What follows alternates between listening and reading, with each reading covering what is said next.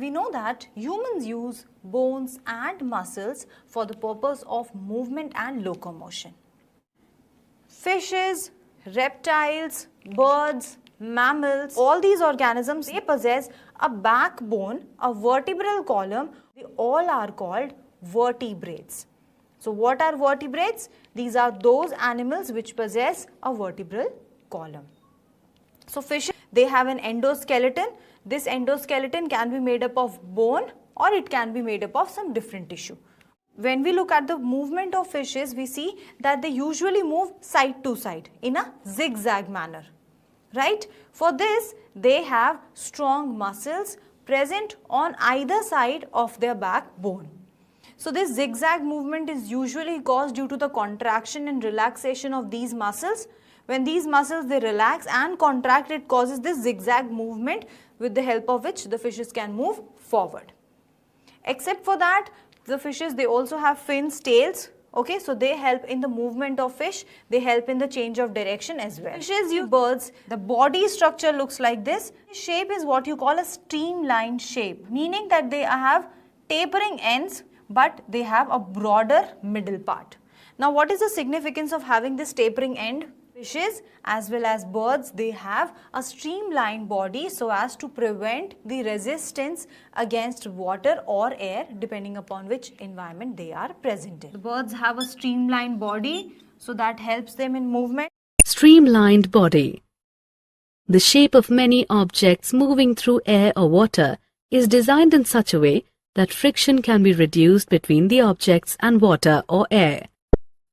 The shape of the body is called streamlined body. Movement in fish.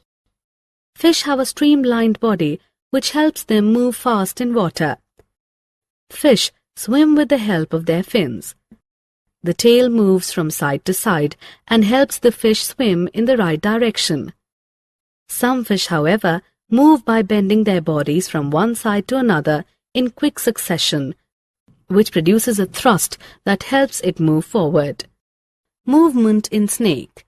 Snakes move in S-shaped loops and in a zigzag manner. They cannot move in a straight line. They have difficulty in moving on very smooth surfaces. Snakes have a long backbone and many interconnected muscles that help them to slither. Snakes can move in grass, sand and water. Snakes do not have arms or legs, but even then they can climb trees. Self-assessment. Match the different types of movements to the appropriate organism.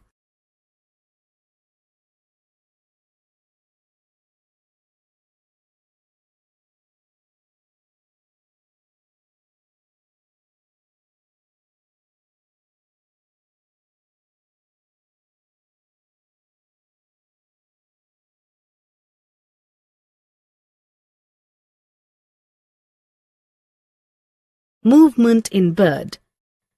A bird has a body best suited for flying. Its wings are actually modified forelimbs. Birds can fly easily with the help of these bony forelimbs. Birds have light and hollow bones. The breast bones hold the muscles of flight that help them to flutter their wings. The tail controls the direction of flight.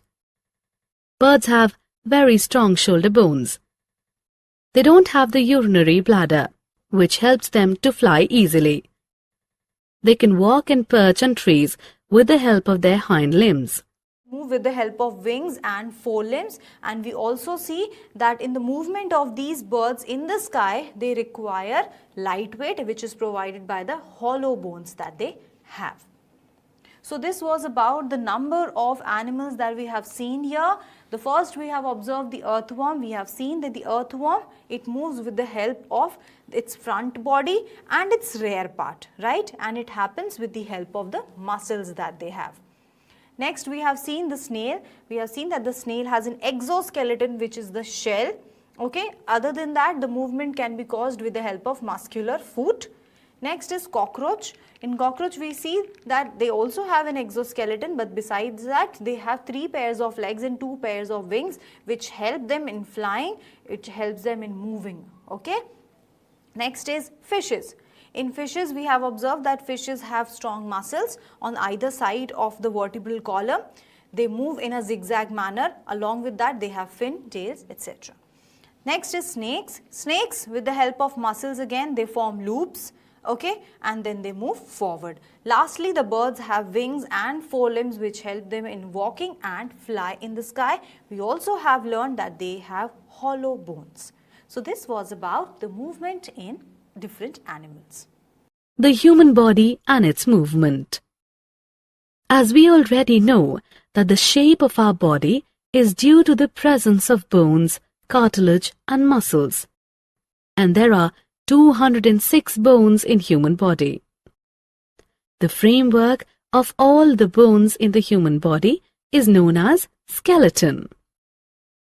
It consists of the skull, hand bone, shoulder bone, rib cage, pelvic bone, backbone, leg bone and cartilage.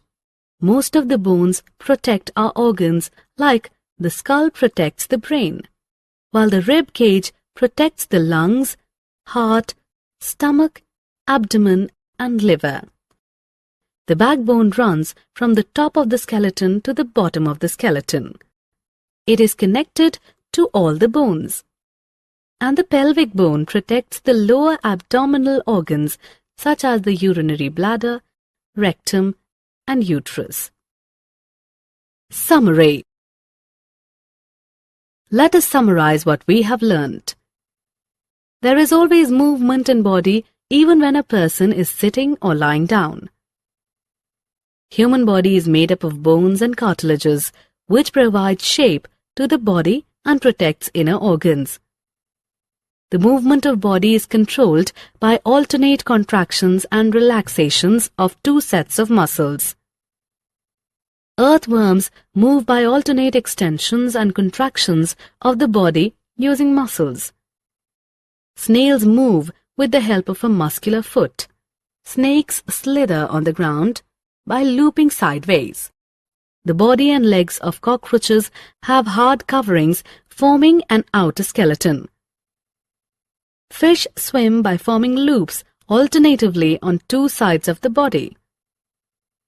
The birds are able to fly with the help of strong muscles and light bones.